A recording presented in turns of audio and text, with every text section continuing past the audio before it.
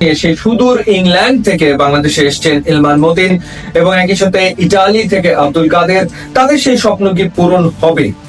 তারা মূলত এসছেন ট্রায়াল দিতে। সামনেই সাফ অনূর্ধ্ব-19 চ্যাম্পিয়নশিপ ভারতের অরুণাচলে অনুষ্ঠিত হবে মে মাসের 9 তারিখ থেকে 18 তারিখ পর্যন্ত, এবং সেই টুর্নামেন্টকে সামনে রেখে 35 জনের একটা প্রাথমিক স্কোয়াড করেছে বাংলাদেশ ফুটবল ফেডারেশন, এবং সেই 35 জনের ভেতরে ইলমান মতিন এবং আব্দুল কাদিরকে রাখা হয়েছে।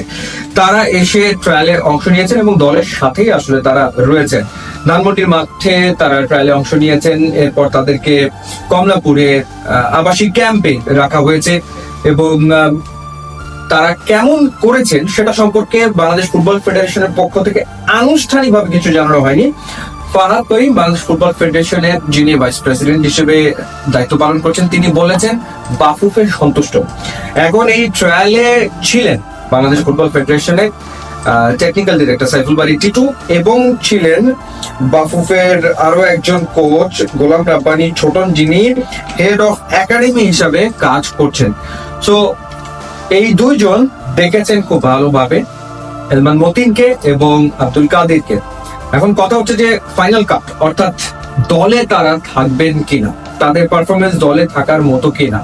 35 জনের ভেতরে তারা তো আসলে রয়েছেন মূলত বিকেএসপির ফুটবলার, এবং একই সাথে বাফুফের যে একাডেমি, যে টিমটা আবার বাংলাদেশ চ্যাম্পিয়নশিপ লিগে খেলছে, সেখান থেকে বাছাই করা ফুটবলারদের নিয়ে এই ক্যাম্প পরিচালনা করা হচ্ছে। তার সাথে কয়েকজন প্রবাসী বাংলাদেশি বংশোদ্ভূত ফুটবলার যোগ দিয়েছেন, তাদের ভেতরে এই দুইজন আসলে রয়েছেন। কেউ এ ব্যাপারে কোনো কথা বলছে না, অর্থাৎ দল ঘোষণা যেহেতু হয়নি, সুতরাং কেউই বলছে না। কোচরা শুধু বলেছে যে টেকনিক্যালি দুইজন ফুটবলার, তারা আসলে সাউন্ড, বেশ ভালো তাদের টেকনিক্যাল জ্ঞান, এই পর্যন্ত, কিন্তু সেটাও অফিসিয়ালি তারা আসলে বলেনি। দল ঘোষণা হলে আমরা বুঝতে পারবো যে তারা আসলে দলে থাকছেন কিনা, এবং সাফ অনূর্ধ্ব-19 চ্যাম্পিয়নশিপে বাংলাদেশের জার্সি পরে তারা মাঠে নামবেন কিনা। যতটুকু আমি শুনেছি যে একজনের পারফরমেন্স যথেষ্ট ভালো, সেই একজনকে সেই নাম আবার বলতে আগ্রহী না।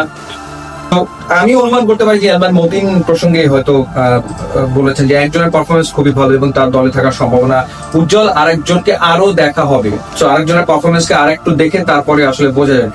তো এই দুজন থেকে একজন মোটামুটি ভাবে আসলে জায়গা করে নিতে চলেছেন স্কোয়াডে, বাংলাদেশের স্কোয়াডে একজন জায়গা করে নেবেন আন্ডার-19 স্কোয়াডে, এবং আরেকজনও হয়তো জায়গা করে নিতে পারেন, কিন্তু তার আগে হয়তো তাকে আর একটু দেখা হবে বা বিবেচনা করা হবে। সুতরাং অপেক্ষা করতেই হচ্ছে, এবং দেখাই যাক।